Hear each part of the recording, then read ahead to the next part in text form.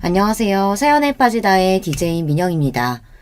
오늘 사연자는 잘 알지도 못하면서 겉으로 보이는 모습만 보고 마음대로 사람을 무시하고 판단하는 동서를 참교육해줬다는데요. 과연 어떤 사연인지 들어보시겠습니다. 오늘도 두 가지 사연 준비되어 있는데요. 끝까지 들어주실 거죠? 그럼 바로 시작할게요. 구독과 좋아요 잊지 말고 꼭 눌러주세요. 안녕하세요. 저는 40대 유부녀입니다. 저희 부모님께서는 어릴 때부터 항상 사람은 언제나 부지런해야 하고 절약이 몸에 배어 있어야 한다고 가르치셨습니다.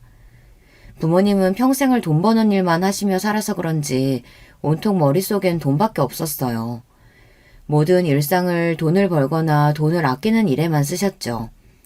저의 어린 시절을 떠올리면 항상 부모님 눈치만 봤던 기억이 있어요. 어느 정도였냐면요. 집에 형광등을 켜거나 냉장고를 여는 것도 부모님 허락을 받아야 했어요.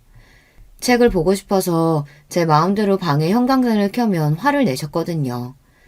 책 읽을 거면 엄마 설거지하는 주방 옆에 와서 보면 되지. 뭐하러 방에 불을 또 켜? 그리고 아버지 지금 들어가서 샤워할 거니까 아버지 샤워하고 받아놓은 물로 씻게 바로 준비하고 있어. 저는 다른 사람들도 다 이러고 사는 줄 알았습니다. 형광등 쓰는 걸 아끼려고 다 같이 한 방에서 생활하고 샤워하는 물도 대야에 받아서 씻기 전에 온 식구가 다 씻어야 했습니다. 거기다가 학창시절 내내 용돈이라는 걸 받아본 적이 없어요. 중학교에 처음 입학해 학교 준비물이 있어 돈을 달라고 했을 때 아버지께 아주 혼쭐이 났거든요. 네 나이 벌써 15살인데 부모한테 용돈을 달라는 게 말이 돼? 아버지는 10살 때부터 나가서 내가 쓸 돈 내가 벌어서 살았어. 너는 매일 부모가 먹여주고 재워주는데 네가 쓸 용돈 정도는 네가 벌어야지. 저는 어릴 때부터 남들이 보면 답답하다고 할 정도로 내성적이었어요. 사실 제가 하고 싶고 갖고 싶은 게 있어도 부모님께 말해봐야 좋은 소리 못 듣고 어차피 혼나는 걸 알아서 그런지 부모님께 바라는 게 없었습니다. 저는 중학교 2학년 때부터 아르바이트를 하기 시작했어요. 시작은 이모가 운영하는 슈퍼마켓에서 학교가 끝나고 몇 시간 일하는 걸로 시작했습니다. 이모네 슈퍼마켓에서 버는 돈을 가지고 학교 준비물이나 용돈을 하기에 턱없이 부족했어요. 그래서 주말에도 햄버거 가게에서 아르바이트를 했습니다. 아르바이트도 한번 시작하면 웬만하면 그만두지를 않았습니다. 거기다가 일을 잘해서 다른 언니나 오빠들보다 시급도 금방 올랐어요. 나중에는 제가 번 돈으로 학원도 다닐 수 있을 정도였죠. 저는 스스로가 기특했어요. 다른 친구들은 부모님께 당연하게 받아서 쓰는 용돈을 저는 스스로 벌어서 쓴다는 게 멋있다고 생각했습니다. 물론 친구들과 어울려 놀지도 못하고 일이 힘들 때도 있었지만 좋은 점이 더 많았어요. 한 번은 그런 적이 있습니다. 어버이날이 돌아오길래 부모님께 제가 번 돈을 선물로 드린 적이 있어요. 항상 돈을 제일 중요하게 생각하시는 부모님이니 돈을 드리면 좋아할 거라고 판단했어요. 그런데 부모님의 반응은 의외였습니다. 네가 번 돈을 왜 우리한테 줘?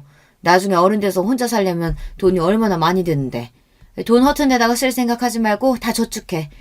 그래야 나중에 힘들다고 부모한테 손 안 벌리지. 그래도 어버이날이잖아요.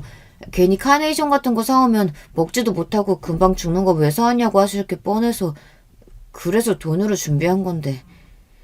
저희 부모님은 이런 분들이세요. 어린 자식이 없는 용돈에 어버이날이라고 꽃이라도 한 송이 사면 아무짝에도 쓸모없는 거 뭐하러 샀냐고 하셨고 생신이라 편지라도 쓰면 이런 거나 할 시간에 공부하든 그게 싫으면 차라리 나가서 돈을 벌라고 하셨습니다. 괜한데 시간 쓰지 말라고요. 부모님은 항상 돈 버는 일에만 신경 쓰며 정신없이 사셔서 그런지 시간을 돈이라고 생각하셨어요. 저나 남동생도 괜한 곳에다가 시간 낭비하지 말고 항상 도움이 되는 일에 쓰기를 바라셨습니다. 그래서 그런지 공부해라 학원 가라 잔소리도 하지 않으셨어요. 공부머리가 없으면 일찍이 포기하고 기술이나 배워서 돈 벌라고 하셨거든요. 사실 어릴 때는 부모님이 이해가 되지 않을 때도 있었어요. 부모님은 일주일 내내 쉬는 날이라고는 하루도 없이 일했어요. 평일에는 두 분 다 직장을 다니시면서 주말에는 아버지는 건설업 잡부로 어머니는 아는 사장님네 모텔 청소까지 하셨습니다. 아무리 돈도 좋고 잘 사는 게 중요해도 제 머릿속에 가족들과의 추억이라고는 아무것도 없거든요. 제 기억 속 우리 집은 가족끼리 휴가는커녕 외식 한번 제대로 한 적이 없습니다. 심지어 가족 중 누구 생일이 돌아와도 어머니께서 미역국 한 그릇 딱 끓여주시면 끝이었어요. 최소한의 먹고 입는 걸 제외하고 들어가는 돈은 다 사치라고 생각하셨습니다. 저도 어릴 때는 몰랐는데 학교에 들어가 보니 다른 친구들은 생일날 선물도 받고 가족들끼리 외식도 하고 그러더라고요. 아예 친구들을 불러 생일 파티까지 해주는 집도 있었고요. 저는 워낙 부모님께서 돈 쓰는 것에 예민하시다는 걸 진작부터 알아서 아예 기대도 안 했습니다. 생일날 용돈이라도 주면 감사한 마음이었죠. 그런데 남동생은 아니었어요. 어느 날이었습니다. 남동생 생일이 다가오자 남동생이 부모님에게 친구들을 집에 초대해 생일 파티를 하고 싶다고 했어요. 다른 애들은 롯데리아에서 파티도 하고 집에도 초대하는데 왜 나는 안 해주는데? 나도 생일 파티 하고 싶어. 집에 애들 좀 초대해줘. 부모님께 떼쓰는 남동생을 보며 저는 저래봐야 소용없을 텐데 왜 저러나 싶었습니다. 평소 치킨 한 마리만 시켜달라고 해도 30분 설교를 듣고 결국 엄마가 차려주신 밥을 먹어야 하는 일이 비일비재했는데 생일 파티라니요. 가당치도 않았습니다. 생일이 뭐가 별거라고 친구들까지 집에 부르고 파티를 해. 집에서 미역국이나 끓여 먹으면 그만이지. 그렇게 파티니 뭐니 하고 싶으면 네가 돈 벌어서 해. 내가 초등학생인데 이 나이에 어디 가서 돈을 벌어. 그냥 파티 좀 해줘. 딱 한 번만. 그냥 집에서 피자랑 치킨만 좀 시켜주면 되잖아. 얼씨구, 이게 나가서 돈을 안 벌어봐서 돈이 귀한 줄 모르지. 피자랑 치킨이 한두 푼이야? 쓸데없는 소리나 하지 말고 학교 나가. 이씨, 매일 그놈의 돈 번다고 자식이라고는 신경도 안 쓰면서 그 돈 벌어다 다 어디다가 쓰는 거야. 이놈의 가난한 집구석 찌릿찌릿해. 뭐야? 이 자식이 말하는 꼬라지 봐. 이게 아직 어리다고 봐줬더니만 네가 네 혼자서 큰 줄 알지? 남동생은 저보다 욕심도 많고 하고 싶은 것도 많은 애였습니다. 당시에 사춘기가 왔는지 남동생은 부모님이 뭐든 안 된다고 하는 걸 받아들이기 힘들어 보였어요. 저는 그런 남동생이 안쓰러워서 생일날 제가 모아놓은 돈 중 일부를 용돈으로 줬어요. 이거 가지고 롯데리아 가서 친구들이랑 파티해. 부족하면 말하고 누나가 더 줄 테니까. 남동생은 돈을 받자마자 뛸 듯이 좋아했습니다. 저한테 누나밖에 없다고 소리까지 질렀어요. 그 순간 저는 새로운 감정이 들었습니다. 돈이라는 게 이런 거구나 하고요. 내가 번 돈으로 내가 할 수 있는 게 많아져서 기쁘기도 했지만 사랑하고 아끼는 가족을 위해 쓰면 더 마음이 뿌듯하고 좋았어요. 그런데 그날 저녁 저는 부모님께 혼이 났습니다. 동생에게 제가 돈을 준 걸 알게 되신 거예요. 네가 번 돈을 왜 네 동생한테 줘? 어린 놈이 그 큰 돈을 그냥 받았으니 누나가 동생한테 돈 주는 걸 당연한 줄 알 거 아니야? 다음부터는 절대 네 동생한테 돈 함부로 주지 마. 알았어? 그래. 네 엄마 아빠 가족들 뒤치다꺼리 하느라 고생하는 거 그렇게 보고도 몰라? 너도 우리처럼 살래? 정신 똑바로 차리고 네 건 네가 챙겨야 해. 그제야 우리 부모님이 다른 부모님들과는 좀 다르고 남다르신 분들이라는 걸 알게 됐습니다. 당신들이 부모 형제를 건사하느라 고생을 많이 해서 그런지 저와 남동생은 당신들처럼 살기를 바라지 않는 것 같았어요. 제가 조금 더 저만 생각하고 똑부러지게 잘 살기를 바라셨어요. 그래도 부모님께서 그렇게 쉬지 않고 악착같이 사신 덕분에 부모님은 서울에 아파트를 사셨어요. 양가 부모님을 다 건사하시면서도 말이죠. 저는 그날을 잊지 못해요. 아파트에 이사를 들어가는 날 부모님 두 분이 끌어안고 눈물을 흘리셨거든요. 하지만 눈물도 잠시 곧바로 저와 남동생에게 부모님은 정신 차리고 살아야 한다고 단호하게 말했어요. 봐라, 먹을 거 안 먹고 가지고 싶은 거 꾹 참아가면서 사니까 이렇게 좋은 아파트 현금으로 떡하니 사잖니. 너희도 쓸데없이 매일 뭐 사달라 외식하고 싶다 조르지 말고 한 푼이라도 더 모아서 20살 딱 되면 집에서 나갈 생각해. 20살이면 고작 대학생인데 집에서 어떻게 나가요? 네 머리로 대학은 무슨 대학? 괜히 말도 안 되는 대학 들어가서 대학 등록금에 돈 쓰지 말고 일찍이 기술 배워서 돈이나 벌어. 이제 중학교도 안 간 자식한테 대학도 가지 말라는 부모가 세상에 어디 있냐? 어디 있긴 어디 있어. 여기 있지. 그리고 20살에 왜 집을 못 나가?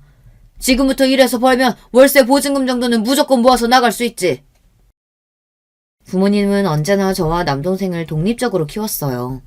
물론 저도 그런 부모님이 너무하다 싶을 때도 있고 불투명한 미래가 겁이 날 때도 있었지만 저는 그런 부모님을 존경했습니다. 남들이 보기엔 독하다, 구두쇠다 말들이 많았지만 저는 언제나 열심히 사는 부모님이 대단하다고 생각했어요. 물론 저도 그런 부모님의 사고방식을 물려받아 한시도 허투루 쓰지 않고 열심히 살았습니다. 그 덕분에 저는 결혼도 모두 다 제 힘으로 했어요. 제가 남들만큼 좋은 학벌, 좋은 직업은 아니지만 모아둔 돈은 꽤 많았거든요. 부모님에게 배운 대로 돈 버는 데만 집중하다 살다 보니 남편을 만난 게 30이 넘어서였어요. 남편은 제가 일하는 미용실에 손님으로 와서 가까워지게 됐습니다. 부모님 말씀대로 공부머리가 없으면 일찍이 기술을 배워 돈이나 벌라고 해서 저는 대학에 진학 안 하고 바로 미용실에 취직해서 미용기술을 배웠습니다. 몇 년 동안 남의 밑에서 일하다가 결혼 전에 제 가게를 갖게 되었어요.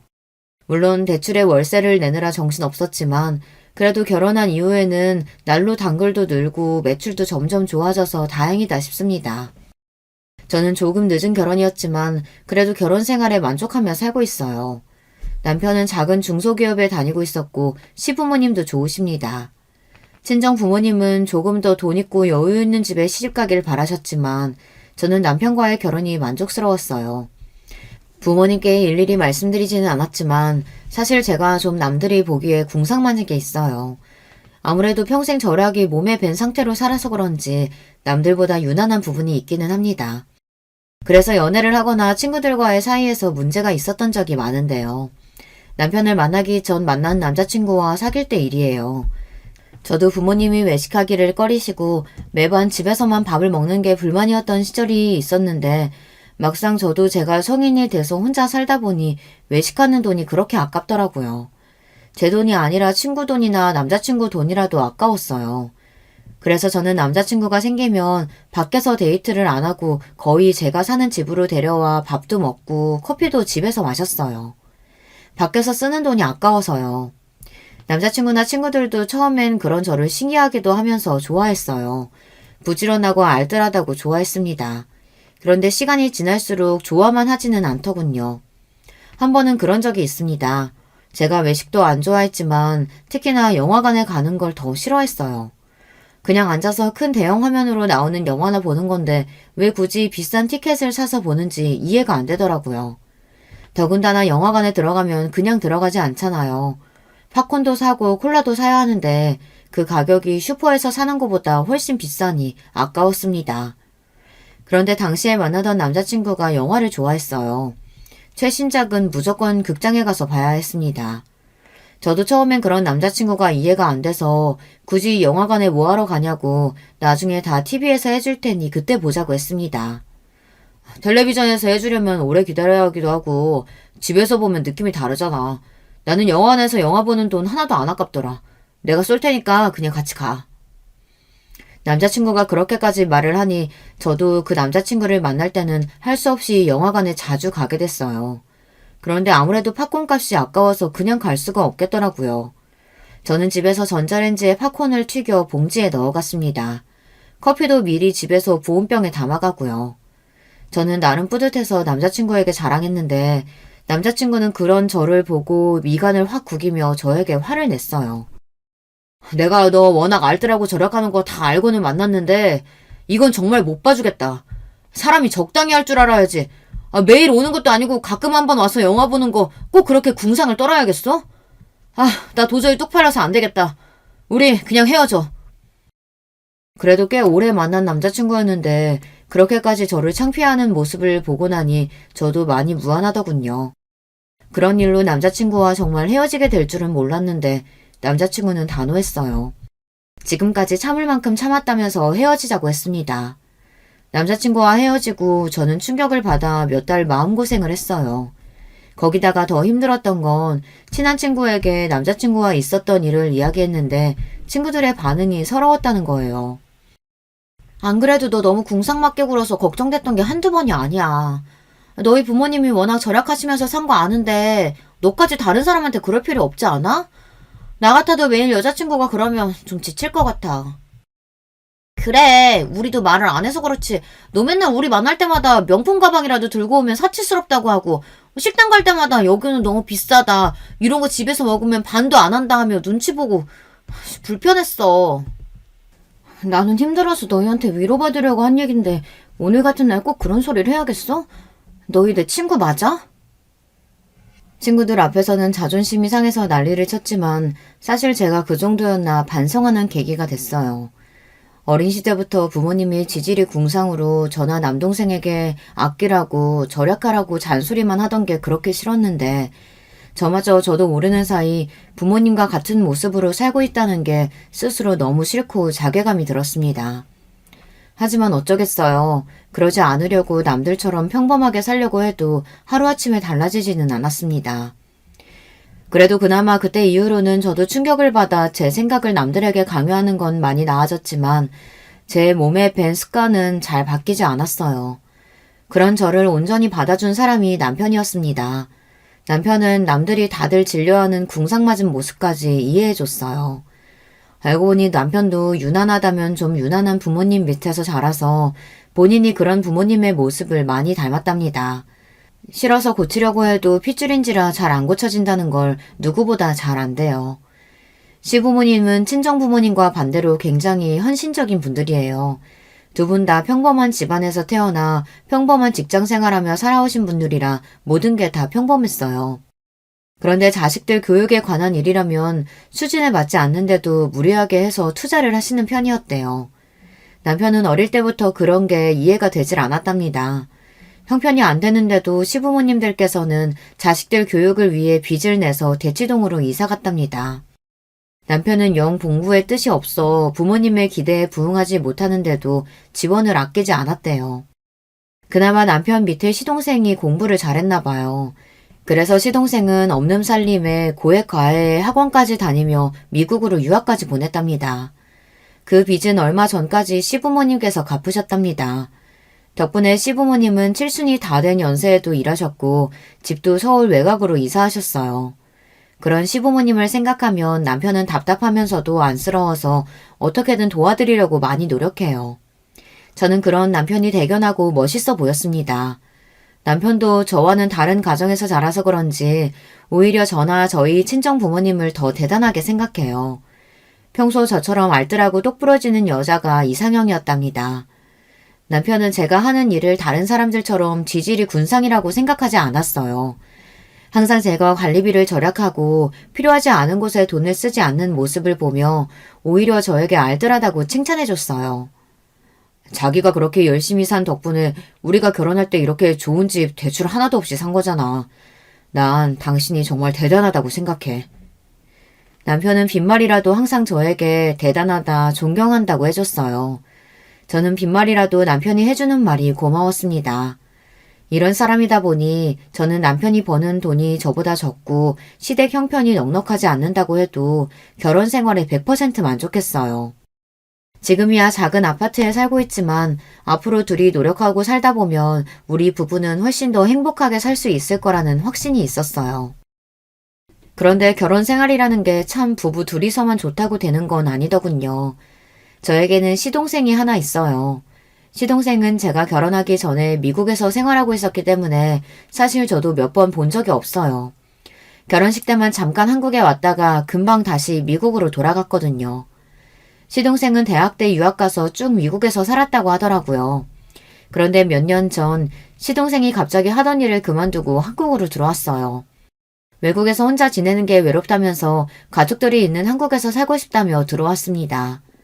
사실 시동생이 한국으로 들어오기 전에 가족들과 일절 상의하지 않아 가족들도 좀 놀랐는데요. 그럴만한 게 유학 간 이후 한국의 가족들에게는 관심도 별로 없던 사람이 갑자기 한국에서 살겠다고 들어와서는 결혼하겠다고 웬 여자까지 데리고 왔거든요. 더군다나 10년 넘게 외국에 있었던 사람이 한국에 사는 한국 여자를 데리고 왔어요. 거기다가 더 놀랄 수밖에 없는 게 둘이 나이 차이도 꽤 나 보이더라고요. 저도 저지만 시부모님이 특히 많이 놀라셨어요. 시동생이 학벌도 좋고 직업도 좋기는 하지만 그 외에는 내세울 만한 게 없어요. 인물도 영 별로고 이미 홍기도 꽉 찬 노총각이거든요. 그러다 보니 시부모님은 너무 어리고 예쁜 아가씨가 시동생과 결혼하겠다고 인사를 온 게 믿기지 않는 눈치였습니다. 우리 아들이야 홍기가 꽉 찼지만 아가씨는 아직 애때 보이는 게 대학생 같은데 정말 우리 아들이랑 결혼할 생각이 있기는 있는 거예요? 그럼요. 사랑하는데 나이가 무슨 상관이에요. 저 오빠랑 꼭 결혼할 거예요. 둘이 언뜻 보기에도 10살은 넘게 차이가 나 보이는데 결혼을 하겠다고 하니 가족들 모두가 걱정부터 앞섰습니다. 괜한 철없는 마음에 홀라당 넘어가 결혼하기에는 시동생 나이가 적지 않았으니까요. 아무래도 시부모님은 이 갑작스러운 상황이 걱정됐는지 식사하는 내내 시동생과 여자친구에게 질문을 끊이지 않고 했습니다. 어디서 만났는지, 연애는 얼마나 했는지, 지금까지 10년 넘게 미국에만 있던 사람이 왜 굳이 결혼해서 한국에서 살고 싶은 건지 끊임없이 질문했어요. 그런데 두 사람의 말이 기가 막혔습니다. 글쎄 두 사람은 게임에서 만났대요. 시동생은 미국에서 여자친구는 한국에서 각자 게임을 하다가 채팅해서 가까워져 사귀게 됐답니다. 그 이후 서로 연락처를 주고받고 통화만 하고 메시지만 주고받다가 몇 개월 전 시동생이 잠깐 한국에 들어왔을 때 둘이 처음으로 얼굴을 보고 만났답니다. 그런데 그때 두 사람은 서로를 보고 첫눈에 반해 연애를 시작했답니다. 그리고는 반년 만에 결혼하겠다고 인사를 온 거예요. 그러니까 너희 말은 한 사람은 미국에, 한 사람은 한국에 있는 상태로 게임만 하고 연락만 주고받다가 얼굴은 달랑 딱 한 번 보고 좋아서 만난 지 고작 반년 만에 결혼하겠다는 거야? 저도 이 상황이 이해가 안 됐는데 어른들께서 이해를 하실 리 없었습니다. 아버지, 어머니, 당연히 이해 안 되시겠지만 우리는 서로가 서로한테 운명이라고 느꼈어요. 한국에서 만나고 미국에 들어가 있는 내내 수진이 생각만 나서 아무것도 할 수가 없었다니까요.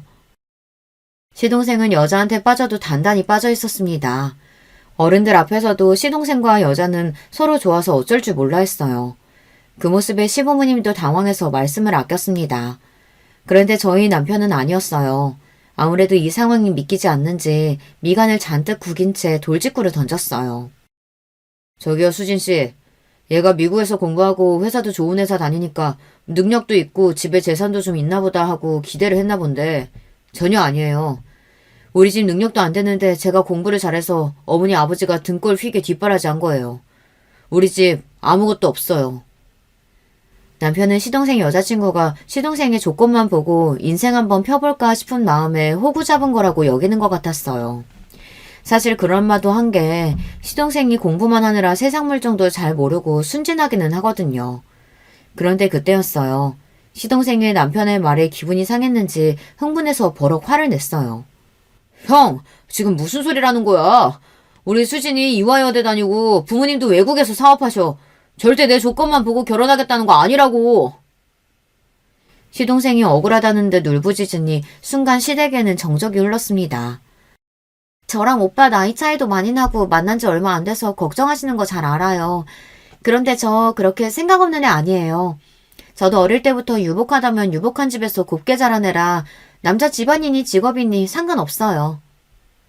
예비동서는 나이가 어려서 그런지 말투에서 당당함이 느껴졌습니다. 동서는 처음 봤는데도 저와는 전혀 다른 부류의 사람 같아 보였어요. 동서의 당당함에 오히려 더 당황하신 시부모님이 말까지 다 더듬으셨습니다. 미국에서 다니던 직장까지 그만두고 한국에 와서 뭘 어떻게 먹고 살려고 그래? 구체적인 생각은 있는 거야? 제약벌에 제 경력에 한국에서 취직 하나 못하겠어요. 걱정하지 마세요. 제가 다 알아서 할게요. 지금 당장 결혼한다고 해도 우리가 월세 보증금이나 구해줄 형편이 될까 말까인데 어떻게 걱정을 안 해? 사실 시부모님이 가장 걱정하시는 건 돈이었어요. 젊은 날 자식들 뒷바라지 하느라 무리하신 탓에 있는 집도 다 날리고 서울 외곽에 사시면서 지금도 저와 남편이 드리는 생활비랑 본인들이 조금씩 일해서 버는 돈으로 생활하시는데 미국에 있던 아들이 갑자기 한국에 들어와 산다고 하니 부담이 되시나 보더라고요. 그런 건 걱정하지 마세요. 저는 지금까지 살면서 돈 걱정이라고는 해본 적이 없어요. 다 부모님이 알아서 해주셨거든요. 제가 결혼한다고 하면 무조건 서울에 아파트 하나는 해주실 거니까 제 아파트에 들어가서 살면 돼요. 예비동서는 참 해맑았습니다. 본인 부모가 말만 하면 다 해줄 테니 돈 걱정은 걱정하지 말라네요. 가만히 동서의 이야기를 듣고 보니 철이 없고 해맑을 만한 게 사람이 참 물색 없이 컸나 보더라고요. 당시 나이가 25이라는데 그때까지도 돈 한 번 벌어본 적이 없답니다. 대학 졸업하고 지금까지 집에서 놀고 먹는데도 부모님이 다 생활비 주셔서 큰 걱정 없이 자랐어요. 그래도 공부해서 대학까지 나왔는데 집에서 먹고 놀면 아깝지 않아? 에이, 아까울 게 뭐 있어요. 원래 대학도 가기 싫었는데 부모님이 그러면 시집 못 간다고 하셔서 억지로 간 거예요. 사실은 제 꿈이 현모양처거든요. 부모님이 매일 일하시느라 저 혼자 집에 있어서 저는 결혼하면 좋은 엄마, 좋은 아내 될 거라고 어릴 때부터 매일 말하고 다녔어요. 동서 꿈이 현모양처랍니다. 그래서 시동생처럼 자상하고 취미가 잘 맞는 남편 만나 평생 내조하며 살고 싶었대요. 그제야 동서를 보았는데 동서가 남다르긴 하더라고요. 동서가 입고 걸친 옷이나 가방이 모두 다 명품이었어요. 젊은 여대생이 입고 들기에는 꽤 고가의 제품들이었습니다. 남편 말처럼 남자 재산 때문에 나이 많은 남자랑 결혼하려는 것처럼 보이지는 않았어요. 시부모님이나 저나 남편도 슬슬 둘 사이가 납득이 되는 분위기가 되자 시동생과 여자친구는 서로 취미도 너무 잘 맞고 말도 잘 통한다고 결혼하면 잘 살 테니 허락해달라고 했습니다. 얼마 뒤 시동생은 결혼했어요. 동서 말대로 동선의 친정에서 서울에 아파트를 구해줘서 시동생은 한국에 들어오는 대로 결혼하고 아파트에 들어갔습니다. 동서가 나이도 어리고 철이 없어 보여서 걱정하기만 했는데 그래도 둘이 잘 사는 것 같아 저희가 괜한 걱정을 했나 보다 했어요. 그런데 얼마 뒤 생각지도 못한 일이 벌어졌습니다. 미용실에서 일을 하고 있는데 시어머니께 연락이 왔더라고요. 시어머니께서 결혼한 시동생이 걱정된다면서 한참 동안 저에게 하소연을 하셨어요. 알고 보니 시동생이 미국에서 들어온 지 한참인데 아직도 취직을 안 하고 집에 있답니다. 제가 생각하기에는 시동생이 한국에 들어오자마자 결혼하기도 했고 아직 일을 그만둔 지 얼마 안 됐으니 그럴 수도 있겠다 싶어서 좀 기다려보시라고 했는데도 시어머니는 걱정이 이만저만이 아니시더라고요. 그런데 시어머니께서 그러실 만한 게 최근에 시동생이 돈이 필요하다면서 시어머니께 연락을 했대요. 지금까지 한국 들어와서 네 동선의 친정에서 준 생활비 가지고 둘이 생활했나 본데 그게 떨어졌는지 어쩐 건지 이제는 나한테까지 손을 벌리더라. 내가 어디 말할 데도 없고 아주 답답해 죽겠어. 서방님이 나이가 몇 살인데 어머니께 손을 벌려요. 그건 말도 안 되죠. 시부모님도 저나 남편에게 생활비를 받고 계신데 그 와중에 시동생까지 시어머니에게 손을 벌린다고 하니 저도 기가 막히더라고요. 그러니까 말이다. 하루라도 빨리 취직부터 하라고 잔소리를 하기는 했는데 둘이 도대체 뭐라고 사는지 애가 영 일할 생각을 안 해. 며느리라는 애는 전화해도 통 받지를 않고. 이게 다 나랑 네 시아버지가 새끼라고 오냐오냐 키워서 그렇지 뭐. 아이고, 내가 말할 사람이 없어서 너한테까지 괜히 힘들게 했다. 시어머니는 말할 데가 없어서 그냥 한 이야기니 걱정하지 말라고 하셨지만 저는 걱정됐습니다. 저는 그날 저녁 시어머니에게 들은 이야기를 남편에게 했어요. 서방님이랑 동서 때문에 시부모님께서 걱정이 많으신 것 같다고요. 제 이야기에 놀란 남편이 아무래도 안 되겠다며 시동생과 동서네 집에 가보자고 했습니다. 그 학벌에 그 나이에 도대체 무슨 생각으로 몇 달째 집에서 놀고 먹으며 부모님께 손을 벌리는지 알아야겠다고요. 남편과 저는 곧장 시동생네 집으로 갔습니다. 그런데 그날 저녁 저와 남편은 시동생네 집에 갔다가 경악할 광경을 보고 깜짝 놀랐어요. 결혼식 이후 시동생과 동서네 집에 처음 가보는 거였는데 글쎄 집안 꼴이 말이 아니더라고요. 그 좋은 집이 꼭 돼지우리 같았습니다. 저나 남편은 양가에 일절 도움 없이 먹을 거 못 먹고 아낄 거 아껴가며 열심히 일해서 번 돈으로 서울의 오래된 아파트를 간신히 샀어요. 그런데 동서는 친정 부모님께서 사주신 40평대 아파트를 몇 달 사이에 아주 쓰레기장으로 만들어놨더라고요. 결혼하고 몇 개월 동안 청소를 한 번도 안 했는지 집안 꼴은 엉망이었습니다. 거기다가 밥도 안 해먹는 건지 주방에는 배달 음식 용기와 봉투가 그대로 어질러져 있었고 백화점 쇼핑백 봉투와 상자들이 집안 곳곳에 널브러져 있었어요. 도무지 걸어 들어갈 공간조차 없는 집안을 간신히 들어간 저와 남편은 동서와 시동생의 모습에 다시 한번 놀랐습니다.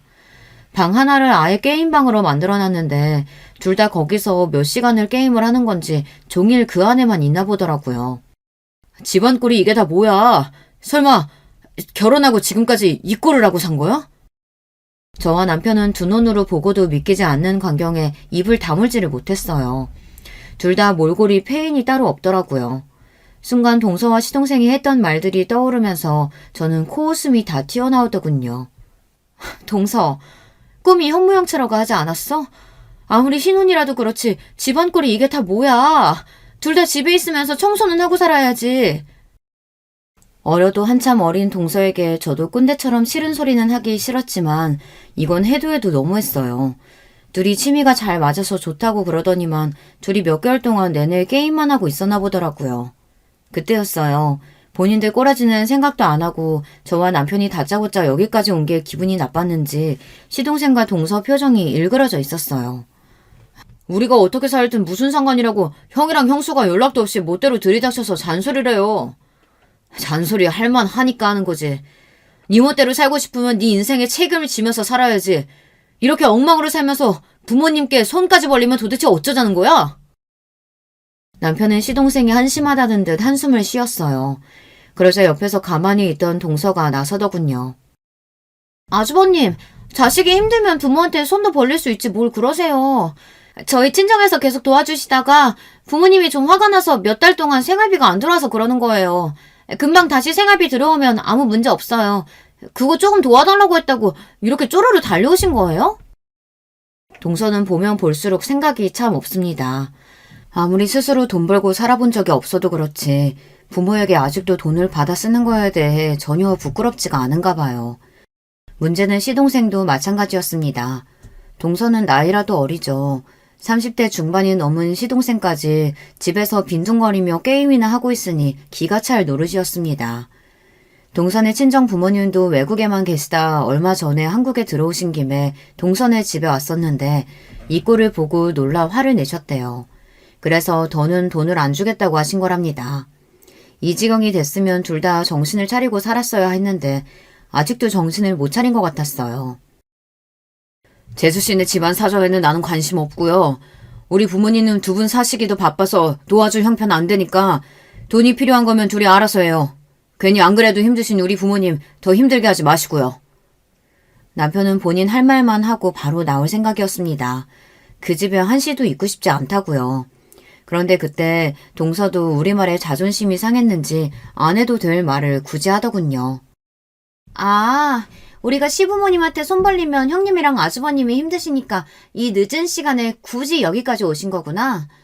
시부모님 드리는 생활비 그거 꼴랑 얼마나 된다고. 생색 오지네. 하긴 그 정도 배포밖에 안 되니까 그 나이에 오래된 아파트 살면서 차도 한 대 없지. 순간 저는 제 두 귀를 의심했습니다. 동서가 저와 남편에게 한 말이 맞나 싶어서요. 그런데 현실이었습니다. 동서는 철딱서니만 없는 게 아니라 개념 자체가 없었어요. 재수씨, 지금 뭐라고 했어요? 그거 우리한테 한 말이에요? 나이가 어려서 그러려니 하고 넘어가 주려고 했더니만 이거 어린 게 완전 글러먹었네. 형이야말로 우리 수진이한테 뭐 하는 거야? 당장 사과 안 해? 순간 분위기가 살벌해지길래 이러다가 크게 싸울 것 같아 제가 나서서 남편을 말렸습니다. 그러고는 그만 가자고 했어요. 나이 처먹었다고 되게 어른 행세하네. 나이 먹어서 좋겠다. 좋겠어. 동서 그만 좀 해. 내가 정말 할 말이 많은데 참고 딱 한마디만 할게. 정신 똑바로 차리고 살아. 그러다가 부모님이 평생 안 도와주신다고 하면 어쩌려고 그래? 형님이나 아주버님이나 부모 도움이라고는 받아본 적 없는 거지들이라 제 입장 이해할 리 없죠.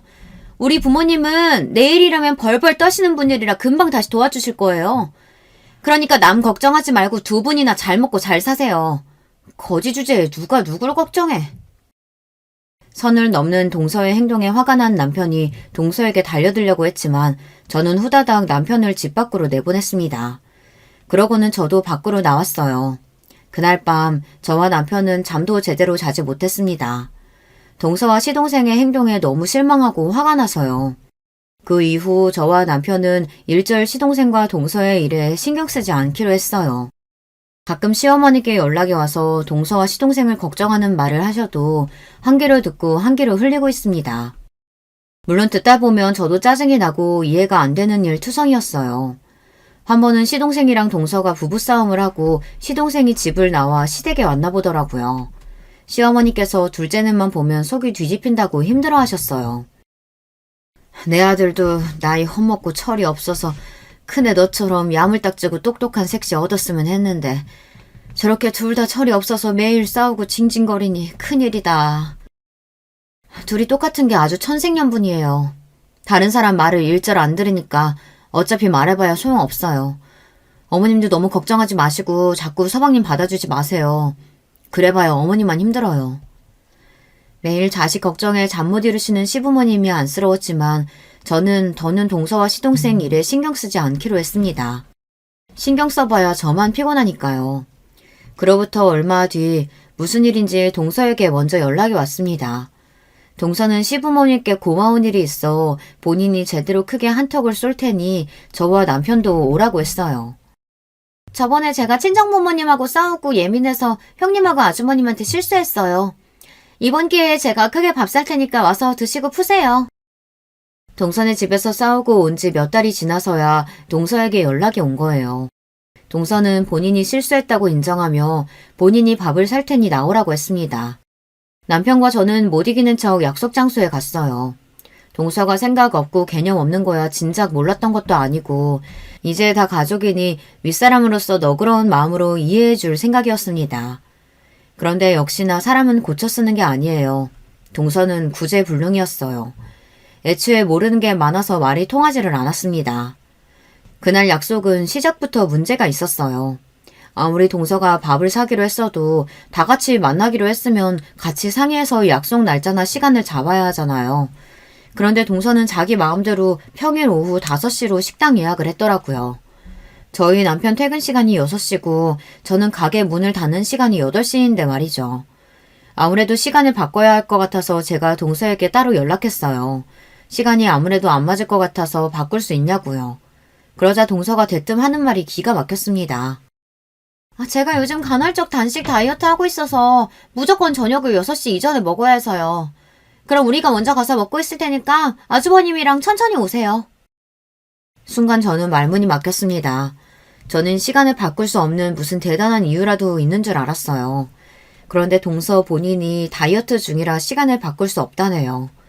저는 괜히 기분이 상해서 그럼 그냥 우리가 빠질 테니 이번엔 시부모님이랑 식사하라고 했어요. 사실 저도 동서에게 밥을 얻어먹을 기분도 아니었으니까요. 형님, 제가 예약한 식당 엄청 유명한 한우 고깃집이에요. 이런 기회 많지 않으실 텐데 그냥 오세요. 형님이랑 아주머님 오실 때까지 기다릴게요. 동서는 우리가 올 때까지 기다릴 테니 꼭 오라고 자기 멋대로 이야기를 하곤 전화를 끊어버렸습니다. 약속 당일 저와 남편은 일이 끝나는 대로 불이 나게 식당으로 갔어요. 저도 미용실 문을 일찍 닫고 갔습니다. 사실 저나 남편이나 한우든 뭐든 동서와 시동생을 만나러 간다는 게 썩 내키지는 않았지만 그래도 동서가 먼저 사과를 해왔는데 윗사람으로서 외면한다는 게 마음에 쓰이긴 하더라고요. 저와 남편은 택시까지 타고 약속 장소로 갔습니다. 그런데 동서가 식당에 도착한 저와 남편을 보자마자 또 안 해도 될 말을 하더라고요. 이래서 저는 우리 자기 취직 안 했으면 좋겠다니까요. 그까짓 회사 다녀봐야 월급도 쥐꼬리만큼 받으면서 저랑 놀아주지도 못하잖아요. 우리 자기는 내가 평생 월급 줄 테니까 그냥 나랑 매일 집에서 놀아줬으면 좋겠다. 그러게. 나도 그냥 매일 우리 자기랑 집에서 뒹굴뒹굴 놀기만 했으면 좋겠어. 바로 얼마 전까지 둘이 싸우고 시동생이 시댁으로 왔다더니만 어느새 또 화해했는지 여전히 둘 사이가 좋아졌더군요. 아무리 둘이 좋아도 사람이 일은 하고 살아야지. 언제까지 부모들한테 도움만 받으면서 살 거야? 아들, 신호는 그만큼 즐겼으면 됐으니까 이제 그만 즐기고 얼른 일부터 찾아. 그래야 아기도 낫지. 어머님, 그거 조금 도와주셨다고 벌써 손주 타령하시는 거예요? 제 나이가 몇인데 벌써 아기를 낳아요. 저 조금 더 놀다가 30 넘어서 낳을 거예요. 이제야 왜 시동생과 동서 사이가 다시 좋아졌는지 알았습니다. 동서네 친정에서 돈이 끊기자 동서와 시동생이 매일 둘이 같이 싸웠나 봐요. 그래서 시동생이 시댁에까지 들어온 거고요. 그 꼴이 안 됐으니 결국은 시부모님이 시동생을 도와준 거였어요. 저와 남편은 답답해서 밥을 먹어도 체할 지경이었습니다. 동서나 시동생의 행동도 이해가 안 되고 짜증났지만 시부모님도 답답했어요. 도대체 자식을 왜 저렇게 키우나 싶어서요. 남편도 같은 자식인데 왜 항상 시동생에게만 저렇게 쩔쩔매는 건지 이해가 안 됐어요. 새아기, 네 나이 30이면 내 아들 나이 40이 훨씬 넘는데 그때 자식을 어떻게 낳아? 한 살이라도 어릴 때 낳아야지. 에이, 안 생기면 안 낳으면 그만이죠 뭐. 저는 그냥 우리 자기랑 둘이 돈이나 펑펑 쓰면서 행복하게 살래요. 아무리 봐도 동서의 머릿속에는 아무것도 들어오지 않는 것 같아요. 그냥 텅텅 비어있는 것 같았습니다. 시동생이 제대로 취직도 안 하고 저러고 사는 게 다 동서 때문이었어요. 동서가 본인 친정 부모님에게 돈을 받아서 그걸 시동생과 흥청망청 쓰니 둘 다 일할 생각조차 하지 않는 거였어요. 동서가 시동생이 일하러 나가는 걸 싫어하는 것 같기도 했고요. 재수씨, 친정에서 더는 경제적으로 안 도와주신다고 했다면서요. 결국은 또 우리 부모님한테 손 벌릴 거예요? 앞으로 어떻게 생활하려고 이렇게 비싼 한우를 사요? 상황을 지켜보던 남편이 아무래도 참을 수 없었는지 먼저 물어봤습니다. 그러자 동서는 아무 생각 없이 또 해맑게 떠들었어요. 우리 친정 부모님 그렇게 모진 분들 아니에요. 우리가 집안일도 안 하고 매일 집에서 게임만 하고 있다니까 화가 나서 잠깐 그러신 건데 우리 자기가 친정 부모님 뵙고 앞으로 집안일도 착실히 하고 취직도 할 거라고 약속하고 했더니 다시 생활비 주신다고 했어요. 그래서 그 기념으로 제가 오늘 한우 쏘는 거예요. 이제는 보다 보니 동서가 천진난만하게 맞아 보였습니다. 시부모님은 애써 한숨을 삼키시며 저희에게 얼른 밥이나 먹자고 하셨어요. 저는 도무지 한우가 입으로 들어가는지 코로 들어가는지 알 수가 없었습니다. 그런 제가 아무래도 신경 쓰이셨는지 시부모님이 자꾸만 저에게 괜찮냐고 어디 불편하냐고 물으셨어요. 우리 큰애가 하루 종일 서서 일하다 와서 피곤한가 보다. 고기 별로면 다른 거 시켜줄까? 그래, 우리 큰며느리 매콤한 거 좋아하니까 게장이라도 좀 따로 시켜줘. 그때였어요. 시부모님께서 저만 챙기는 모습이 동서가 보기엔 세민하고 빈정이 상했는지 괜히 가만히 있는 저에게 동서가 대뜸 시비를 걸더군요. 형님이 하고 다니는 거 보고 내가 예상은 했는데 친정이 가난했나 봐요. 그러니까 이런 고급 한우도 못 먹어봐서 그렇게 촌스럽게 굴죠. 동서네 집 부모는 도대체 자식을 어떻게 키웠으면 저 모양일까요? 감정을 숨길 줄도 모르는 건 물론이고 더군다나 할 말 못할 말 일절 구분할 줄을 모르는 것 같았어요. 저는 안 그래도 오고 싶지 않은 자리에 와서 기분도 좋지 않았는데 동서가 때마침 시비를 걸어주니 이때다 싶어 동서에게 한 소리 하려던 참이었습니다. 저에 대해 뭘 아느냐고 따져 물을 참이었어요. 그런데 그때였어요. 지금까지 동서가 말도 안 되는 별소리를 다 해도 쿡 참고 계시던 시부모님께서 버럭 화를 내셨습니다. 아무래도 이제 참을 만큼 참으신 것 같았어요. 둘째 너! 내가 부모로서 해준 것도 없고 많이 부족해서 웬만해서는 자식들 일에 안 끼어들고 봐주려고 했는데 손윗 사람한테 무슨 말버릇이야? 네가 잘난 부모 등에 업고 아주 눈에 뵈는 게 없나 본데? 제발 좀 네 손윗 동서 좀 보고 배워. 시아버지께서는 자리에서 벌떡 일어나기까지 하시면서 동서에게 삿대질까지 했어요. 그러자 동서가 어이가 없다는 듯 코웃음을 쳤습니다. 제가 형님한테 보긴 뭘 배워요. 태생부터 아무것도 없이 태어나서 가난한 사람들이랑 저랑 같아요? 아버님 아들이 누구 덕에 지금까지 놀고 먹고 하는데 지금 누구 편을 드는 거예요? 동서는 또 선을 넘었습니다. 이제 하다하다 시아버지 하기까지 버릇없이 굴었어요. 그때였어요. 옆에서 잠자코 계시던 시어머니까지 나섰습니다. 너 정말 안 되겠다. 나도 이런 말까지 안 하려고 했는데 우리 큰며느리 재산이 얼만 줄 알아? 큰애 이름으로 된 건물만 자그무치 200억이야. 우리 큰며느리가 그렇게 가진 게 많아도 이렇게 겸손한데 너는 애가 도대체 왜 그 모양이니? 한 번만 더 네 형님 무시하고 막무가내로 들면 내 아들하고 네가 살든 말든 며느리 취급도 안 할 거니까 그런 줄 알아. 뭐요? 200억이라니. 거짓말하지 말아요. 200억짜리 건물도 있는 사람이 왜 저런 다 쓰러져가는 아파트에 차도 없이 저렇게 구질구질하게 살아요? 동서는 제가 이해가 되지 않는다는 듯 말했습니다. 심지어 시부모님이 거짓말을 하는 줄 알았어요. 자기야, 진짜야. 우리 형수 저렇게 보여도 처가가 모텔 쪽에서 유명한 부자야. 내가 형수 믿고 우리 엄마 아빠한테 돈 달라고 한 거지. 우리 부모님 뭐가 있다고 내가 돈 달라고 했겠어. 뭐야, 자기는 그런 중요한 얘기를 왜 이제서야 해? 그랬습니다. 사실 이제 막 결혼한 동서 앞에서 제가 티를 낼 일이 없으니 동서는 몰랐겠지만 시댁에서 실질적인 가장은 저예요. 남편이야 벌어오는 월급 빤하다 보니 시부모님 생활비는 제가 벌어서 드리고 있어요. 친정 부모님은 쉬는 날 없이 열심히 모텔 청소 일까지 하다 우연한 기회로 망해가던 모텔 하나를 싸게 인수한 게 대박이 났어요. 처음 인수했던 그 모텔이 몇 년 만에 20배가 올랐습니다. 그게 자본이 돼서 강남에 모텔을 하나 둘 인수한 게 강남에 있는 웬만한 모텔이 다 저희 친정께 됐어요. 얼마 전 아버지 건강이 안 좋아지시자 저와 동생에게 모텔을 증여해 주셨습니다. 그중에 제가 물려받은 모텔 2개의 건물만 200억이 넘었어요. 저도 그렇게 지독하던 친정 부모님 도움을 받으며 살 줄은 몰랐는데 저희 부모님도 대박이 나고 나니 어쩔 수 없는 고슴도치 부모인지 다 저와 동생에게 베풀어 주시더라고요. 시댁 식구들의 말에 동서는 순간 당황해 금방이라도 터질 듯 얼굴이 빨개졌습니다. 그러더니 슬쩍 고개를 돌려 제 눈치를 보더군요. 헐, 대박. 형님, 정말 몰랐어요. 어쩐지 형님한테서는 알게 모르게 묘한 귀티가 흘렀다니까요. 가만 보니까 이 집 남자들은 여자복 하나는 있네요. 저나 형님이나 이렇게 있는 집 며느리들만 들어오고. 동서는 순식간에 태세를 전환했습니다. 저더러 없는 티가 난다고 할 땐 언제고 이제는 귀티가 난다네요.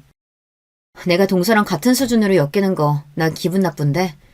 사실 모텔이야 부모님 재산이고 나는 아파트며 미용실이며 다 내가 번 돈으로 내가 얻은 것들이거든.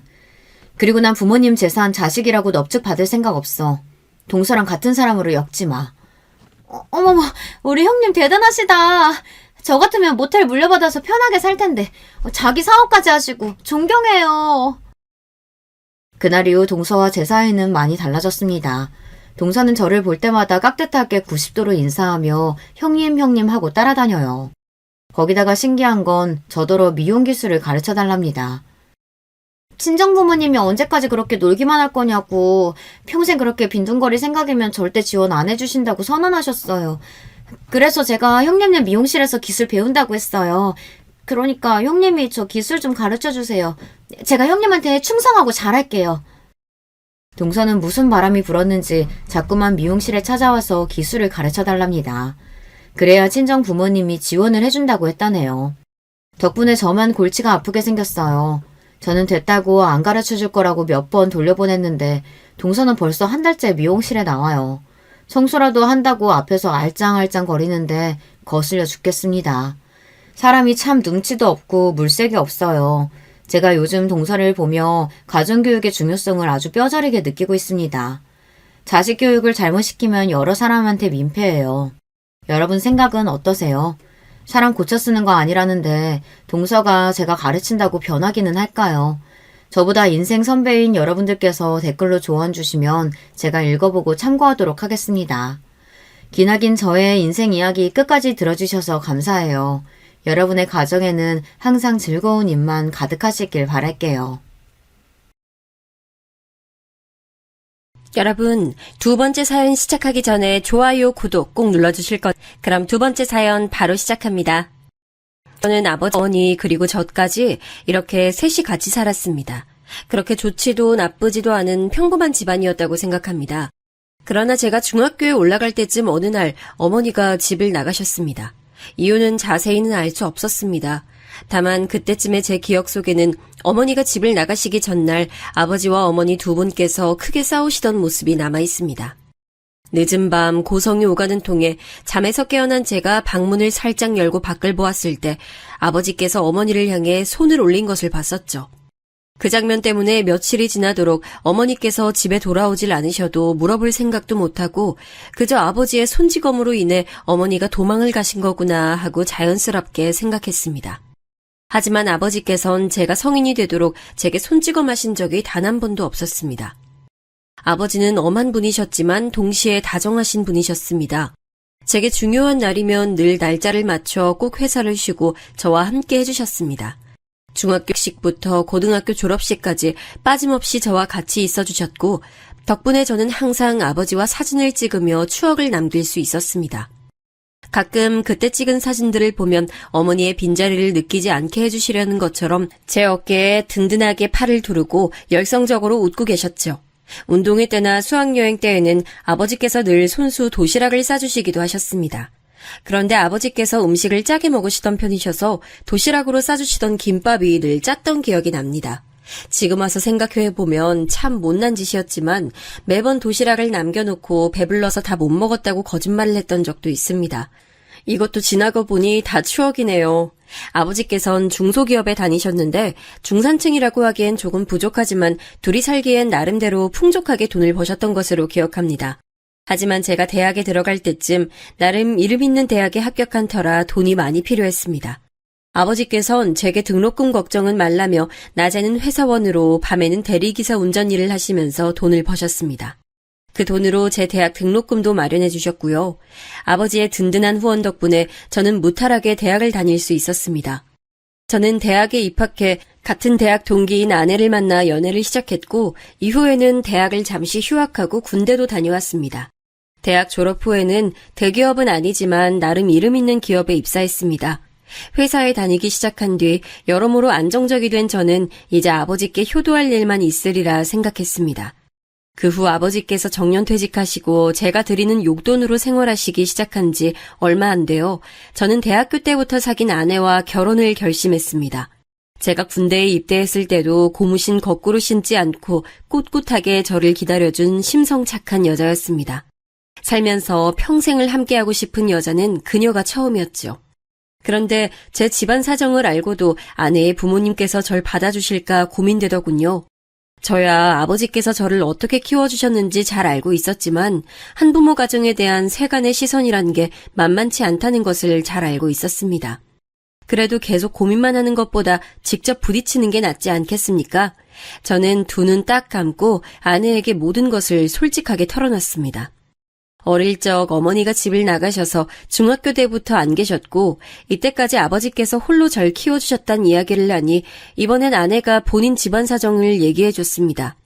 알고 보니 아내의 어머님과 아버님께서는 재혼하신 사이라고 하더군요. 그러니 제 집안 사정을 듣고 부모님께서 크게 놀라시거나 기절하시는 일은 없을 거라 했습니다. 우려하는 마음이 조금 있었지만 저는 아내의 말을 믿고 아버지께 아내를 소개해드렸습니다. 우리 상원이가 아주 참한 아이를 데려왔구나. 둘이 참 잘 어울리고 보기가 좋아.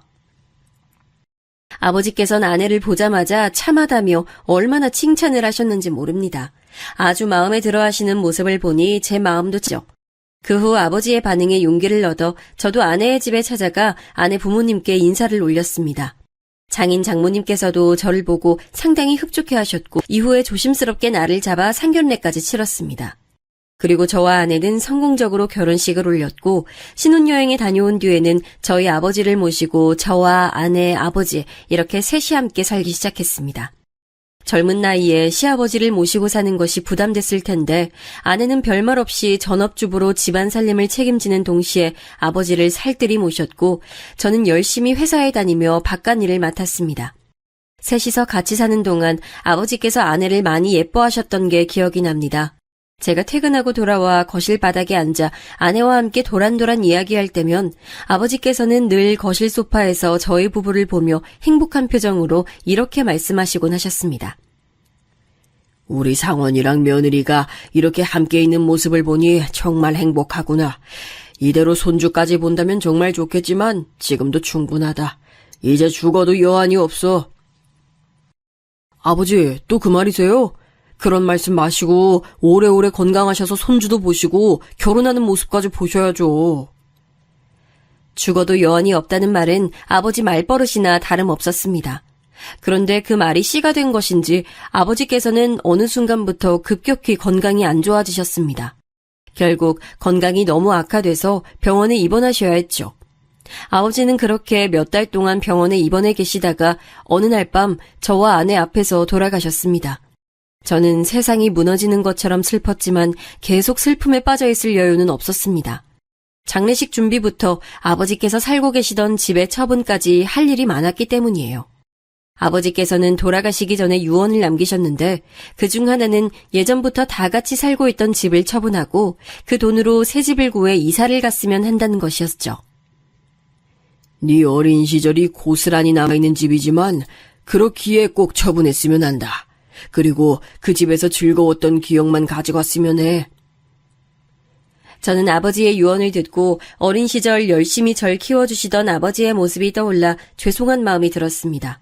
그래서 아버지의 유언만큼은 꼭 잘 지키겠다고 결심했죠. 장례식을 치를 때 저는 어떻게 시간이 흘러가는지 모를 정도로 슬픔에 빠져 있었습니다. 그래도 상주로서 빈소를 지키고 아버지의 옛 직장 동료분들과 친구분들을 맞이하며 정신 차리려고 무던히 노력했습니다. 아버지의 친구분들께선 아버지에 대한 좋은 말씀을 많이 해주셨습니다. 그 덕분에 제가 모르는 아버지의 일면들에 대해 많이 알 수 있었죠. 아버지께서 저를 혼자 키우시면서 어떤 부분을 가장 힘들어 하셨는지, 또 제가 얼마나 아버지께 자랑스러운 아들이었는지 같은 말들을 들었습니다. 처음 듣는 이야기에 얼떨떨했던 것도 잠시, 이내 감사한 마음과 아버지의 사랑이 얼마나 컸었는지 느껴져 저는 그 자리에서 울고 말았죠. 그 뒤로도 빈소를 찾으신 문상객들 한 분 한 분께 인사를 드리며 빈소를 지키고 있는데, 문상객들께 음식을 대접하던 아내가 갑자기 제게 다가와 어떤 테이블에 누군지 모를 분이 계신단 말을 하는 게 아니겠어요? 여보, 저쪽 테이블에 연세 많으신 여자분 혼자 앉아 계시는데 이름을 물어봐도 대답도 안 하시고 자꾸 울기만 하셔. 그래서 말인데 당신 가서 누구신지 한번 물어봐. 저는 아내의 말을 듣고 의아해져서 여성분이 앉아 계시는 테이블 가봤습니다. 그런데 테이블에 앉아 계시는 여성분께 점점 가까이 갈수록 그분의 얼굴이 너무나 익숙하게 느껴지는 겁니다. 어릴 때 찍은 가족 사진에서만 볼 수 있던 그리운 얼굴에 저는 홀린 듯 그 테이블에 다가가 여성분께 말을 걸었죠. 어머니? 설마 어머니세요? 떨려서 잘 안 나오는 목소리를 쥐어짜며 간신히 불러보니 뒤늦게 다가온 저를 알아차린 그분께서 두 눈 가득 눈물을 주르륵 흘리며 제 이름을 부르시더군요. 상원아, 엄마야. 엄마가 너무 늦게 왔지? 엄마가 너무 미안해. 어머니는 이제 나이가 들어 굽은 허리로 다가오셔서는 제 손을 꼭 잡고 눈물만 하염없이 흘리셨습니다. 어렸을 때 저는 어머니가 돌아오신다면 어떤 말을 할지 생각해두곤 했습니다. 그러나 시간이 흘러 어른이 된 이후로 어머니에 대한 마음을 내려놓고 살아서인지 무슨 말을 해야 할지 전혀 모르겠더군요. 결국 아무 말 없이 손만 잡고 있었더니 어머니는 제게 미안하다며 얼굴 봤으니 됐다고 하곤 장례식장을 나가시려고 하는 겁니다. 저는 어머니를 이렇게 보내면 안 된다는 생각이 들어 얼른 붙잡았죠. 어머니, 이대로 그냥 가시는 거예요? 몇 년 만에 봤는데 얼굴만 보고 간다뇨. 그러지 마시고 장례식 끝날 때까지만 기다려주세요. 여기 근처 모텔에서라도 잠시만 쉬고 계세요. 제가 꼭 찾아갈게요. 그리고 저는 부조금에서 돈을 얼마 빼내어 어머니의 손에 꼭 쥐어드리고 허둥지둥 아내한테 갔습니다. 아내는 제 얼굴을 보고 많이 놀라더군요. 여보, 왜 그래? 괜찮아? 얼굴이 꼭 귀신이라도 본 사람처럼 창백한데 괜찮아? 그게 어머니가 오셨어. 어? 어머니라니? 설마 여보 어머니 말이야? 아내는 제 말에 놀라는 눈치였습니다. 저는 아내에게 그렇게만 말하고 나중에 다시 이야기하자고 했죠.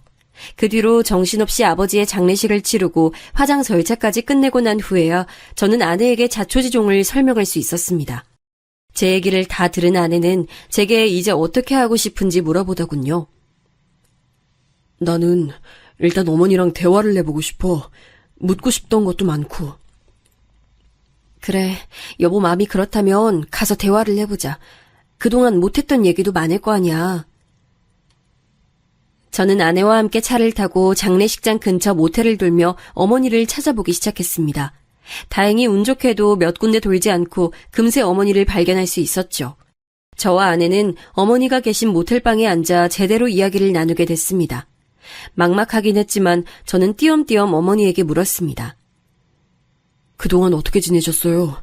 저 안 보고 싶으셨어요?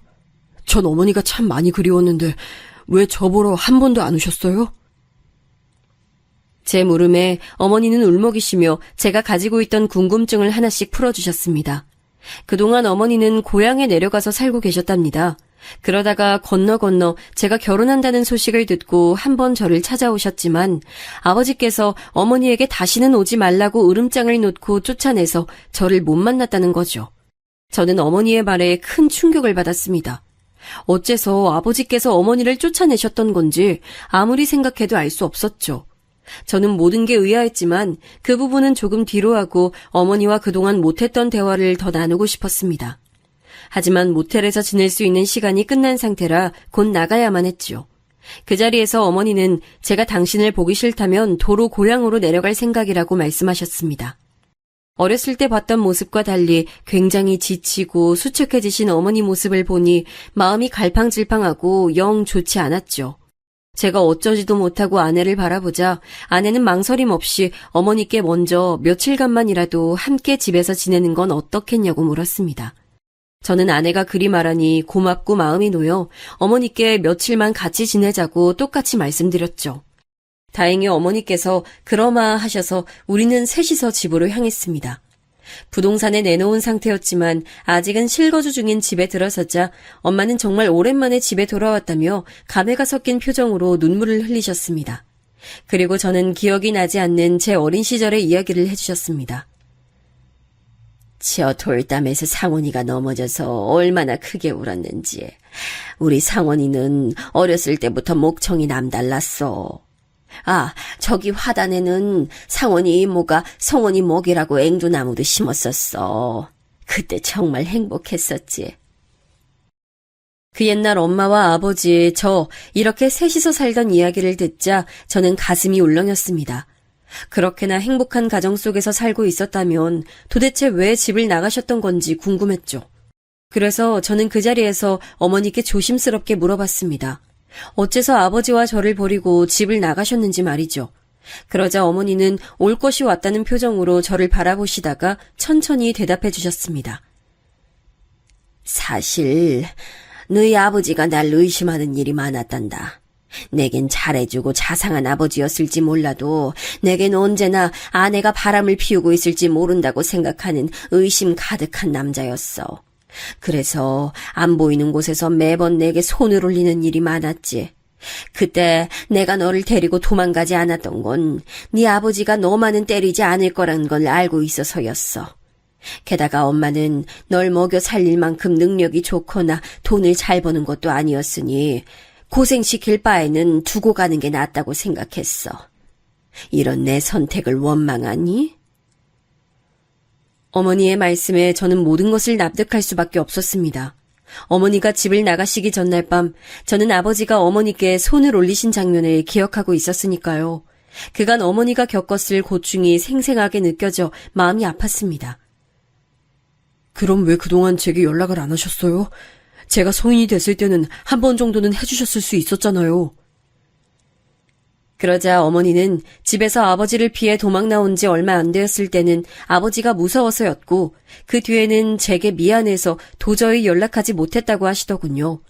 나중에 제가 결혼한다는 소식을 들었을 때 용기를 내서 연락하려고 했지만 그것도 아버지가 막는 바람에 연락이 닿지 않았던 거고요. 그 이야기를 듣고 나니 왜 어머니가 아버지가 돌아가신 이후에 저를 찾아오신 건지 알 수 있었습니다. 제가 머릿속으로 납득한 것을 아셨는지 어머니는 계속 제게 말씀하셨습니다. 상원이 너만 괜찮다면 엄만 너와 계속 연락하고 살고 싶어. 내가 우리 아들한테 못해준 게 너무 많아. 지금이라도 못해준 거 다 해주면서 살고 싶어. 어머니는 그렇게 말씀하시면서 제 손을 잡아주셨습니다. 그간의 세월이 고스란히 남은 주름진 손을 보자 저는 가슴이 먹먹해졌지만 바로 대답할 수가 없었습니다. 저는 어머니께 당장 대답하긴 곤란하고 조금 생각해보겠다고 말씀드렸죠. 처음 알게 된 사실도 많았고 너무 급작스럽기도 했으니까요.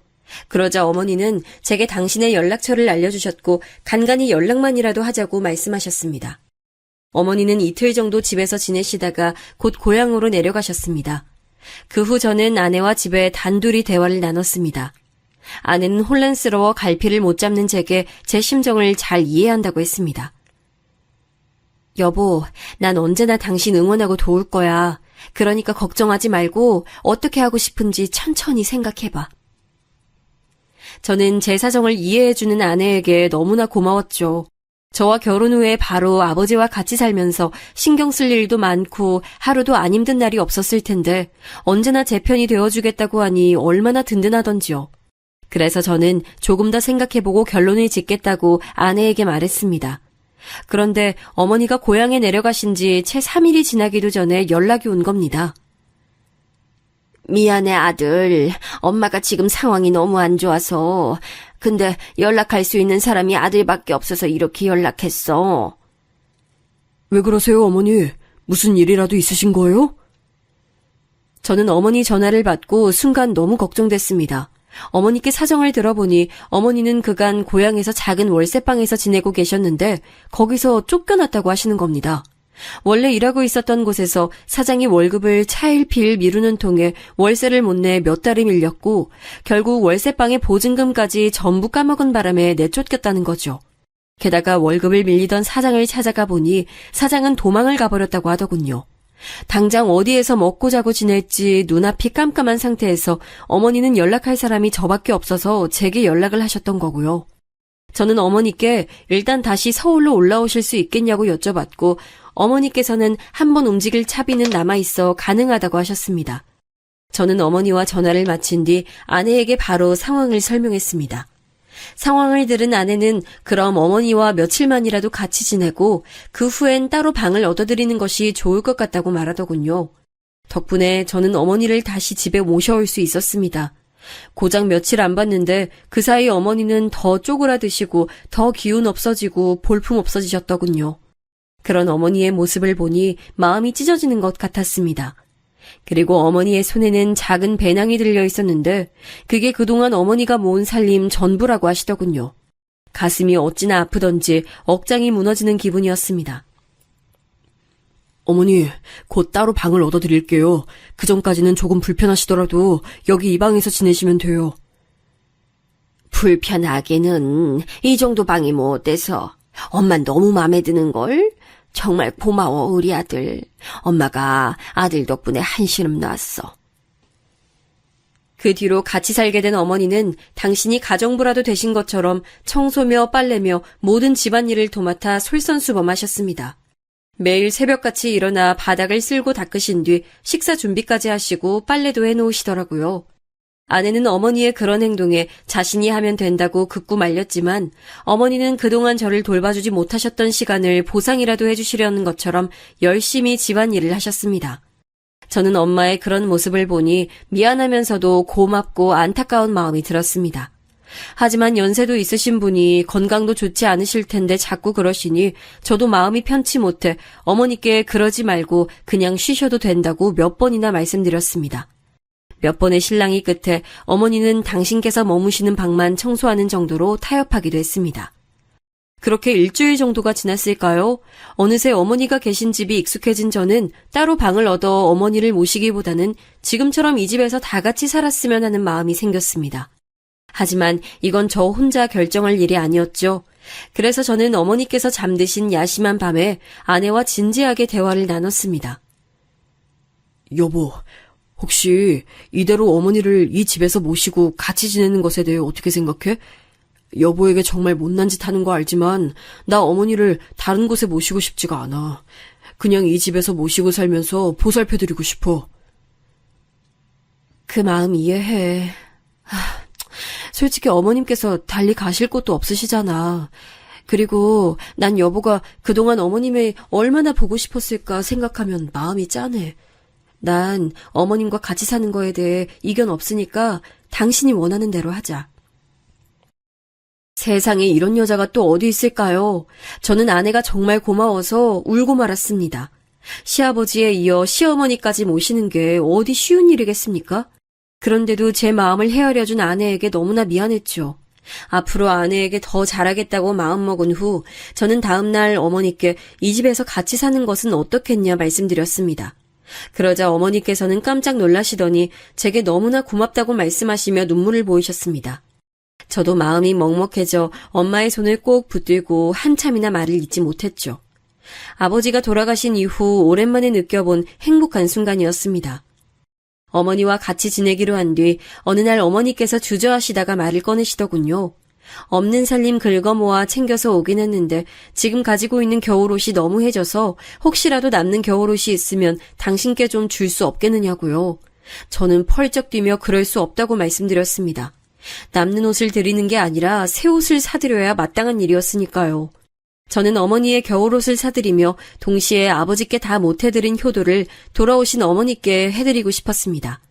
그래서 조금은 무리하게 지출해서 명품옷 몇 벌과 어머니께 마음에 들어 하실 귀걸이와 목걸이도 사드렸습니다. 거기다 더해 침구와 신발, 식기에 어머니께서 쓰실 모든 생활용품을 사드렸죠. 갑작스러운 지출에 놀랄 아내한테는 참 미안했습니다. 아직 신혼인데 다른 사람들처럼 신혼의 알콩달콩한 시간을 못 누리게 해준 것도 그렇고 계획에 없던 지출이 생긴 것도 미안했죠. 그러나 아내는 언제나 제게 차분히 괜찮다고 말했습니다. 그런데 그날 이후부터 아내는 혼자 무언가 곰곰이 생각에 잠기는 일이 잦아졌습니다. 혹시나 아내가 제게 서운한 마음을 숨기는 건 아닐까 싶어 몇 번이고 아내에게 속마음을 물어봤지만 아내는 아무 일 아니라고 말하기 일쑤였죠. 아내는 제게 서운하거나 속이 안 좋은 일이 있으면 숨기지 않고 바로 터놓는 성격이라 아내가 아니라고 했으면 아니라고 생각한 저는 그러려니 했지만 마음이 쓰이는 건 어쩔 수 없었습니다. 그렇게 반년 정도 지나니 서울 생활이 어색하시다던 어머니도 이제는 익숙해지셔서 분위기도 밝아지시고 말수도 많이 느셨습니다. 하지만 반대로 아내의 말수는 점점 줄어들었죠. 저는 아내가 어머니와 지내는 게 많이 힘든지 자주 물어보곤 했는데 아내는 그럴 때마다 그런 게 아니라며 손사래를 쳤습니다. 제가 회사에 출근해 있는 낮 동안에 아내는 온종일 어머니와 함께 지내고 있었습니다. 저는 아내에게 그 사이에 무슨 일이 생기면 제게 꼭 말해달라고 했습니다. 그때마다 아내는 알겠다며 제게 웃어줄 뿐이었죠. 저는 아내의 대답에 안심이 되기도 하고 묘한 불안감을 느끼기도 했습니다. 하지만 어머니의 밝은 모습을 볼 때면 불안감도 일순간 사라져 그저 행복할 따름이었죠. 어머니가 입고 꾸미시는 모습이 마치 제 어린 시절 보았던 어머니의 젊고 화사하셨던 모습을 보는 것 같아서 감회가 새롭기도 했고요. 그리고 때때로 퇴근해 돌아오면 어머니께서는 절 생각해서 만들어 놓은 음식들을 차려주셨는데 그때마다 돌아오신 어머니의 사랑과 보살핌을 이제서야 받아보게 되는구나 싶어 마음이 찡했습니다. 하루는 제가 회사에서 퇴근해 집에 돌아오니 어머니께서 갈비찜을 해놓았다고 하시더군요. 저야 여느 날처럼 기꺼운 마음으로 갈비찜을 먹었죠. 그런데 먹는 동안 아내의 표정이 다른 날들보다 더 굳어져 있는 게 느껴졌습니다. 그래서 전 맛있게 식사를 끝내고 어머니께 감사 인사를 전한 뒤 아내와 안방에서 같이 진지하게 대화를 나누기 위해 아내 손을 잡고 안방으로 가려고 했습니다. 그런데 갑자기 어머니께서 저를 불러 세우시곤 잠시 대화 좀 하자고 하시는 겁니다. 어머니께서 이렇게 대화 좀 하자고 하신 적이 없던 터라 무슨 일이 있으신가 걱정이 됐죠. 어머니와 같이 작은 방에 가니 어머니께선 저를 앞에 앉혀놓으시고 이렇게 말씀하시는 겁니다. 상원아, 모름지기 남편이란 아내에게 조금 흠이 있어도 전부 보듬어 줄 줄 알아야 하는 법이야. 그러니 며느라기 너무 나무라지 말렴. 네? 그게 무슨 말씀이세요, 어머니? 아내를 나무라지 말라니요? 그게 아무래도 며느라기가 자꾸 거짓말을 하는 것 같아서 말이야. 그래도 큰 거짓말을 하고 그러는 건 아니니 넌 남자로서 그리고 남편으로서 아내 허물이 보이더라도 보듬어줘야 해. 어머니께서 툭 하신 말씀이 무슨 뜻인지 저는 이해가 안 가더군요. 일단은 알겠다고 말씀드린 뒤 저는 아내가 있는 안방으로 돌아가 어머니께 이런 말씀을 들었는데 대체 무슨 일이 있었던 거냐 물어봤습니다. 뭐라고? 어머니가 정말 그렇게 말씀하셨어? 아내는 말문이 막힌다는 듯 몇 번이고 입을 벌렸다가 다물더니 이윽고 새빨갛게 얼굴을 붉히며 씩씩거리더군요. 저는 아내의 반응에 단단히 무슨 일이 있었구나 싶었습니다. 하지만 아내는 역시나 무슨 일이 있었는지 말을 하는 대신 입을 꾹 다물고 나중에 다시 얘기하자며 그대로 잠자리에 들었습니다. 저는 대체 이게 무슨 일인지 알지 못한 채 답답한 마음으로 잠들 수밖에 없었죠. 다음날 제가 출근을 마치고 나가려 하니 아내는 저를 잠시 불렀다가 아무것도 아니라며 잘 다녀오라 말하면서 절 배웅했습니다. 한동안 집안은 아무 문제 없이 평화로웠지만 저는 매일 무언가 찜찜한 기분을 느꼈습니다. 그러던 어느 날 찜찜한 기분이 결국 크게 터지는 일이 일어나고 말았습니다. 그날은 제가 평소와 다르게 몸 상태가 좋지 않아 회사에서 조퇴하고 집에 일찍 돌아온 날이었습니다. 그런데 집 현관 앞에 서니 안에서 찢어질 듯한 비명이 들리는 게 아니겠어요? 저는 깜짝 놀라 급하게 문을 열고 집 안으로 달려들어갔습니다. 그런데 이럴 수가, 언제나 차분하던 아내가 어머니를 바닥에 쓰러뜨리고 주먹으로 인정사정 없이 때리고 있었습니다. 그 순간 저는 어머니가 무력하게 맞는 모습을 보고 눈이 뒤집혔죠. 어린 시절 어머니께서 아버지께 얻어맞던 모습이 떠오른 저는 고함을 지르며 어머니에게서 아내를 떼어냈습니다. 너 지금 뭐 하는 짓이야? 미쳤어? 하지만 아내는 제 고함에도 마치 미친 사람처럼 어머니에게 쌍욕까지 퍼부으며 소리를 질러댔습니다. 저는 그날 처음으로 아내에게 손을 올렸습니다. 철썩 소리가 날 정도로 아내의 뺨을 때리니 그제야 아내가 고함 지르던 걸 멈추더군요. 아내는 제게 맞은 뺨을 부여잡은 채 놀란 눈으로 저를 바라봤습니다. 하지만 저는 아내를 신경 쓸 여유가 없었습니다. 그저 바닥에 쓰러져 울고 계신 어머니를 챙길 생각밖에 없었죠. 제가 바로 어머니를 둘러엎고 병원으로 가려고 하니 아내가 저를 붙잡으며 뭐라 말하더군요. 여보, 이거 받아. 잃어버리지 말고. 이따가 혼자 있을 때 꼭 읽어봐. 알겠지? 어? 하지만 그때 저도 제정신이 아니었던 건지 아내의 말이 하나도 들리지 않았습니다. 제가 아내의 팔을 밀어내며 나중에 대화하자고 가까스로 말하니 아내는 계속 무어라 말하며 제 손에 종이봉투를 쥐어주었습니다. 저는 그 종이봉투가 무엇인지 알 수 없었지만 일단 주머니에 쑤셔넣고 어머니를 병원으로 모셔갔습니다. 병원에 가는 동안 내내 어머니는 서럽게 우시면서 무슨 일이 있었는지 제게 말해주셨습니다. 난 그동안 며느라기가 아무리 거짓말을 해도 다 참아줬어. 근데 더는 들어주기 힘들어 거짓말 좀 그만하라고 했더니 갑자기 날 주먹으로 때리지 뭐야. 난 며느라기가 순간 미친 줄 알았어. 그런 애랑 어떻게 같이 사니? 아유, 난 이제 더는 같이 못 살겠다. 어머니의 말씀을 들으니 화가 솟구치더군요. 하지만 동시에 아내가 그럴 리 없다는 생각이 들어 머릿속이 혼란스러웠죠. 병원에 도착해 어머니께서 검사를 받으시는 동안 저는 화나는 마음을 다스리려고 노력했습니다. 그리고 아내에게 전화해서 상황을 듣고자 했는데 이미 아내에게서 문자가 와 있더군요. 나 한동안 친정에 가 있을게. 중요한 인감이랑 문서, 귀중품은 내가 다 챙겨서 갈 테니까 아까 내가 준 편지 다 읽고 머리 식힌 다음에 대화할 마음 생기면 그때 연락해. 저는 그제서야 아내가 제게 준 것이 편지였던 것을 알아챘습니다. 주머니에 구겨진 봉투를 꺼내 안을 살피니 몇 장이 되는 편지가 들어있더군요. 저는 어머니의 검사가 끝나길 기다리는 동안 편지를 펼쳐 읽기 시작했지요. 그런데 놀랍게도 편지는 아내가 쓴 게 아니라 제 아버지가 쓰신 편지였습니다. 그리고 편지를 받는 대상도 제가 아니라 아내였고요. 저는 건강도 안 좋으셨던 아버지께서 언제 아내에게 편지를 남기셨나 생각하며 편지를 읽기 시작했습니다.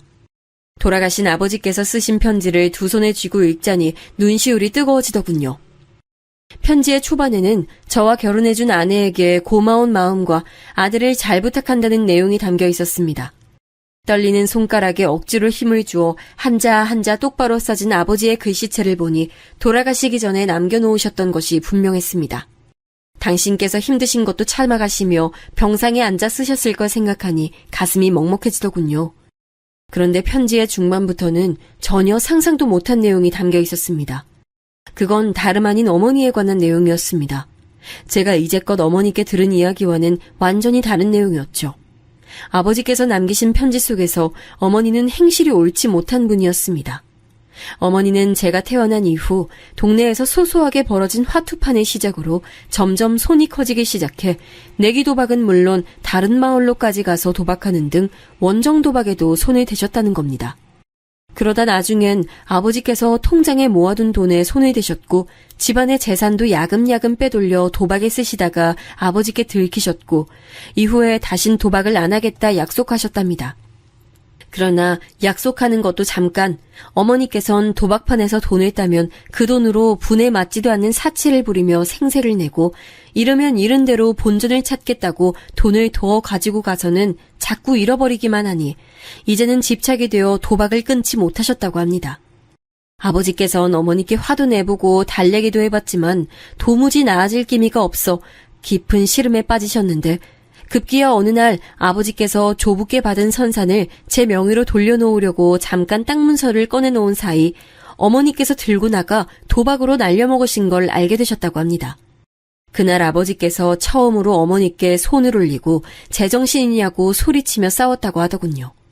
아들에게 줄 땅마저 팔아버리는 어미가 세상 어디에 있냐고 소리치며 싸우셨고 다음날 어머니는 집안에 남아있던 귀중품도 전부 싸들고 도망가셨다고 적혀 있었습니다. 그리고 혹시나 나중에라도 어머니께서 돌아온다면 어머니가 제게 아는 체를 하면서 거짓말을 일삼을 것이 뻔하다고 하셨습니다. 제가 어머니를 좋은 사람이라고만 알고 있고 또 많이 그리워하는 것을 당신께서 알고 계시니 속수무책으로 당하지 않도록 제 아내에게 제발 조심하고 거리를 두도록 해달라는 당부가 담겨 있었습니다. 저는 편지에 적힌 내용을 도무지 믿을 수가 없었습니다.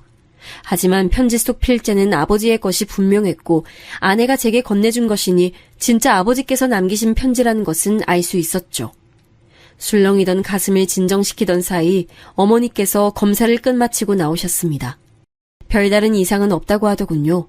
어머니는 집으로 돌아가는 동안 제게 아내와 이혼해야 한다고 하셨으나 저는 편지의 내용을 계속 생각하느라 대꾸도 못했죠. 집으로 들어가 보니 아내가 없더군요. 어머니께선 맞은 곳이 아프다 하시며 방으로 들어가 쉬셨고 저는 조용히 집 밖으로 나가 아내에게 전화했습니다. 아내는 전화를 받자마자 저와 대화를 하고 싶지 않다고 하더군요. 저는 아내의 뺨을 때린 것에 대해 사과를 하고 제발 있었던 상황을 그대로 말해달라 부탁했습니다. 여보, 상황을 말해줘야 내가 어떤 행동을 할지 정할 수 있지. 이렇게 편지만 덜렁 주고 가버리면 어떡해. 그럼 당신은 내가 어떤 말을 해도 내 말 믿어줄 수 있어? 아내의 말에 저는 무조건 믿겠다고 대답했습니다. 그러자 아내가 한숨을 내쉬고 제게 이야기를 해줬습니다. 이야기 속 내용은 제가 그동안 상상도 못했던 것들이었습니다. 근 1년 동안 어머니께서 제게 보여주신 행동과 아내에게 보여주신 행동이 너무나도 달랐더군요. 저는 이제껏 어머니께서 아내를 도와 집안 살림을 꾸려왔다고 생각했는데 아내 말로는 어머니는 그저 신용만 할 뿐이었답니다. 어머니께선 같이 살게 된 초반부터 제가 있을 때만 집안일을 신경 쓰는 신용을 하시고 아내와 단둘이 남으면 딱 일을 멈추고 힘들다 아프다는 말을 반복하면서 아내가 홀로 모든 집안일을 하도록 조종하셨다고 합니다. 그리고 제가 집에 돌아오면 마치 어머니 혼자서 모든 일을 해낸 척 하셨다는 겁니다. 그리고 아내가 절 위해 기껏 요리를 준비해 놓으면 마지막에 꼭 자신이 간을 보겠다며 맛보시고는 저에게는 마치 어머니께서 음식을 전부 다 준비한 것처럼 말씀하신 것, 또 장인 장모께서 사실 재혼한 사이라는 것을 알고 난 뒤 대놓고 아내의 말을 무시하기 시작한 일 등 이제껏 어머니께서 제게 보여주신 행동들과는 너무 달라 상상조차 못했던 치졸한 일들을 듣는 순간 말문이 막혔습니다. 뒤늦게 왜 이야기하지 않았느냐 묻자 아내는 제가 정말 어머니를 그리워하고 좋아하던 것을 알고 있었기 때문에 참으려 했답니다. 그런데 오늘 아내가 잠깐 마트에 다녀온 사이 어머니가 장롱 깊숙한 곳에 숨겨놓은 문서들을 꺼내고 있는 현장을 붙잡았다는 겁니다. 아내는 어머니의 손에 들린 문서들을 뺏어서 뭐 하시는 짓이냐 물으며 화를 냈지만 근 1년 동안 어머니의 말씀에 고분고분 따르고 화도 안 낸 아내가 만만했던지 어머니는 아내에게 온갖 쌍욕을 하셨답니다. 저는 순간 아내의 말을 믿기 어려웠습니다. 그런데 그때 아내가 녹음 파일을 하나 보내줄 테니 들어보고 다시 전화하라고 말하더군요. 저는 아내의 말대로 잠시 통화를 끊은 뒤 아내에게서 온 녹음 파일을 들었습니다. 그곳에선 아내와 어머니가 크게 말싸움하는 소리가 녹음돼 있었죠. 어머니 제발 그만하세요. 상원 씨 보기 부끄럽지 않으세요? 다 큰아들 집에서 도둑질 하시다뇨. 이년이 얼른 내놓지 못해? 집에서 빈둥빈둥 놀면서 내 아들 등쳐먹는 주제에 내 아들 돈은 내 돈이나 마찬가지야. 내가 좋은 곳에 써서 우리 아들 재산 불려주는 건데 누굴 도둑 취급해? 어머니, 제가 언제 집에서 빈둥빈둥 놀았어요. 온종일 바닥 쓸고 빨래하고 음식 만들고 하는 거 저예요. 집안일은 제가 다 하는데 뭐가 빈둥빈둥 노는 거예요. 말도 안 되는 소리 좀 하지 마세요. 참나, 어차피 할 짓 좀 안다고 유세 떨기는. 그리고 니네 엄마한테서 배운 게 집안일 뿐이면 그거라도 잘해야지. 첨년 딸인 것도 봐줬더니 어디서 건방지게 소리를 질러? 뭐? 우리 엄마가 왜 첩년이야? 재혼이니까 재취지 그게 뭐가 첩년이야? 아내의 고함 뒤에 둔탁하게 치고받는 소리가 들렸고 저는 거기서 녹음 파일의 재생을 멈췄습니다. 믿기지 않았지만 그건 분명 제 아내의 목소리와 어머니의 목소리였죠. 녹음된 내용만 듣고 보자면 아내가 그렇게나 화를 내는 것이 이해가 됐죠. 재혼 가정이란 꼬리표는 아내의 영린이었습니다. 행복하게 잘 살고 있는 집안에 대고 그렇게 손가락질을 하면 누구든 화가 안 나겠습니까? 게다가 아내는 차분하고 속 깊은 성격이었지만 한 번 화가 나면 눈에 뵈는 게 없이 돌변하는 사람이었습니다. 대학을 다닐 때도 동기들 사이에서 한 번 화를 내면 무섭기로 유명한 사람이었는데 그런 사람에게 부모에 대한 막말을 던졌으니 아내의 속이 거칠어질 법도 했죠. 아내에게 전화해서 어떻게 말해야 하나 고민하던 사이 아내는 제게 몇 가지 영상 파일과 녹음 파일을 추가로 더 보내왔습니다.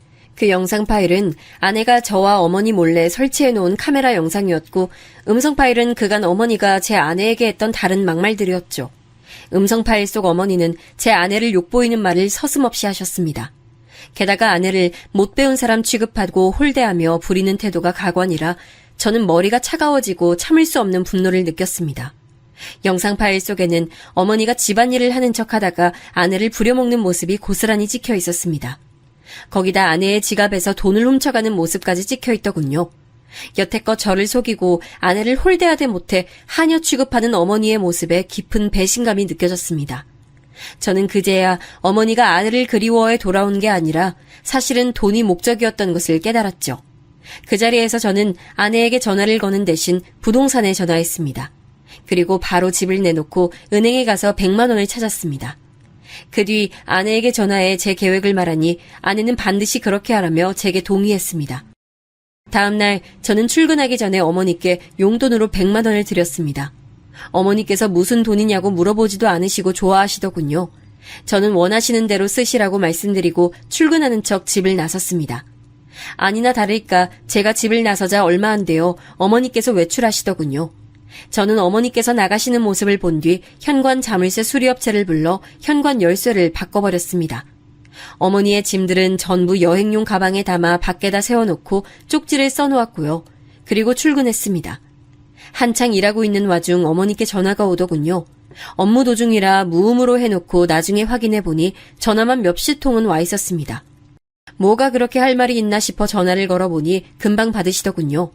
어머니는 현관문 자물쇠가 바뀌어서 집에 들어가지 못하고 있다고 하소연하시며 어째서 당신의 짐이 바깥에 이렇게 나와 있냐고 물으셨습니다. 전 모든 걸 알게 되었으니 어머니와 함께 살 수 없다고 말했고요. 어머니께선 제 말을 못 알아들으신 것처럼 몇 번이고 되물으셨습니다. 전 단호하게 말했죠.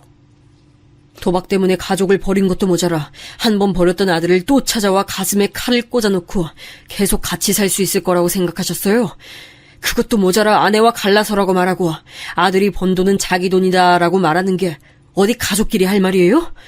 어머니가 가족답게 살길 포기하셨으니까 저도 어머니에 대한 정 포기하려고요. 어머니는 제가 한 말에 상당히 억울해하시더군요. 아들아, 그건 네가 잘못 알고 있는 거야. 엄만 너 버린 게 아니라 알잖니? 네 아버지가 나 때린 거. 혹시 며느라기가 이상한 소리 한 거니? 걔 믿지 마라. 걔는 입만 열면 거짓말 달고 사는 애야. 걔가 너랑 내 사이 갈라놓으려고 나한테 누명 씌우는 거야. 상원아, 엄마만 알잖니? 저는 더 들을 가치를 못 느끼고 어머니의 전화를 끊었습니다. 그리고 집으로 돌아가고 싶은 생각도 사라져서 퇴근 시간이 지나도 퇴근하지 않았죠. 그런데 한 번 말씀드린 회사를 어떻게 기억하시고 어머니가 회사까지 찾아오신 겁니다. 회사 사람들이 거의 다 퇴근한 상태라 다행이었지만 야근하는 사람들이 남아있었기에 저는 얼른 어머니를 데리고 밖으로 나가려고 했습니다. 그런데 사람들 앞에서 매달리는 편이 더 효과적이라 생각하셨는지 갑자기 어머니가 제 팔을 붙들고 소리치시는 겁니다. 상원아, 어떻게 엄마 말을 안 믿고 네 아내 말만 믿어? 걔가 너 속이는 거라니까? 어떻게 같이 살게 된 건데 이렇게 쉽게 엄마를 버리려고 해, 응? 어머니, 제발 그만하세요. 돈 필요해서 저 찾아오신 거잖아요. 이미 다 알고 있어요, 저. 그게 대체 무슨 말이야? 뭘 다 알고 있다는 거야? 너 그런 식으로 엄마 놀리면 못 써! 제가 어머니를 놀릴 이유가 뭐가 있겠습니까? 저는 매달리는 어머니를 밀어내고 아내가 보내준 증거들을 보여드렸죠. 어머니는 욕을 내뱉는 본인 목소리를 듣고는 그제야 제 팔을 놓으시더군요. 전 잠시나마 어머니께서 포기하신 줄 알았는데 이번엔 제 앞에서 무릎을 꿇고 사정사정 하시기 시작하시는 겁니다. 아들아, 엄마가 미안해. 그냥 며느라기가 너와 나 사이를 갈라놓으려고 하는 게 빤히 보여서 그랬어. 모든 게 전부 다 진심이 아니야. 엄마, 말 같지도 않은 소리 그만하세요. 전 이제 당신 아들 아닙니다. 지금 이 순간부터 저한테 더 이상 어머니 안 계세요. 그러자 그때 어머니 안색이 악귀처럼 변했습니다. 어머니는 손톱으로 제 다리를 붙잡고 거의 잡아뜯으려고 하시더군요. 100만 원만 주고 내쫓으면 내가 옳다구나 하고 떨어질 줄 알아? 1000만 원은 내놔야 어디서든 살지. 내놔! 어머니의 행동에 저는 학을 떼고 말았습니다. 도저히 용서할 수가 없는 언동에 저는 결국 경비원을 불러 어머니를 회사 밖으로 내쫓았죠. 경비원의 팔에 붙들려 밖으로 나가는 동안에도 어머니는 고함을 지르셨습니다. 정말로 돈 때문에 날 찾아왔구나 하는 생각이 드는 끔찍한 모습이었죠. 전 어머니를 절대 용서할 수 없었습니다. 집은 조금 싸게 내놨던 터라 금세 팔렸고요. 하지만 때때로 어머니가 찾아와 집 앞에서 난동을 부리셨기 때문에 이사를 하는 날까지 아내는 처가에서 지내야 했습니다. 완전히 이사를 마치고 전화번호도 바꾼 뒤에야 저는 다시 아내를 집에 데려올 수 있었습니다. 그리고 앞으로는 정말 아내만을 위해서 더 열심히 살겠다고 약속했죠. 장인 장모님께서는 아내에게 이야기를 들으셨는지 제가 사과의 말씀을 올리자 이해한다는 표정으로 고개를 끄덕이셨습니다. 이서방, 그동안 참 고생 많았어. 우리 애한테 얘기 들었으니 걱정하지 말고 데려가게. 감사합니다.